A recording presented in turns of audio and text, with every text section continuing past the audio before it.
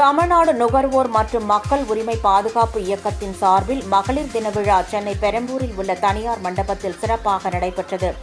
இயக்கத்தின் தலைவர் சோபியா பாத்திமா தலைமையில் நடைபெற்ற நிகழ்ச்சியில் செயலாளர் புகழ் அழகி, வழக்கறிஞர் சித்ரா உமர் விஜய், செம்பியம் காவல் நிலைய உதவி ஆய்வாளர் உள்ளிட்டோர் கலந்து கொண்டு மகளிரின் உரிமைகள், சமூக முன்னேற்றம் மற்றும் பெண்களின் பாதுகாப்பு குறித்து உரையாற்றினர்.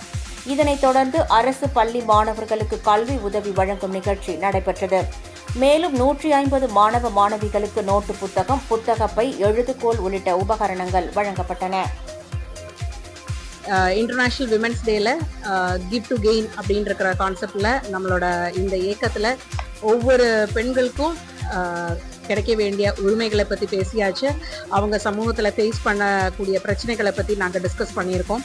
அதே மாதிரி நிறைய குழந்தைங்களுக்கு இந்த இயக்கம் மூலமாக புத்தகங்களை வழங்கப்பட்டு முதியோர்களுக்கு உதவி கொடுத்துருக்காங்க. ஸோ இந்த வருஷத்துலேருந்து நம்ம வெறும் ஒரு எம்பவர்மெண்ட் அப்படின்னு இல்லாமல் திருப்பி சொசைட்டிக்கு எப்படி பெண்கள் திருப்பி அவங்களோட படிப்பு, அறிவு எல்லாமே சொசைட்டிக்கும் திருப்பி கொடுக்க முடியும் அப்படின்ற விஷயங்களே நாங்கள் பேசியிருக்கோம்.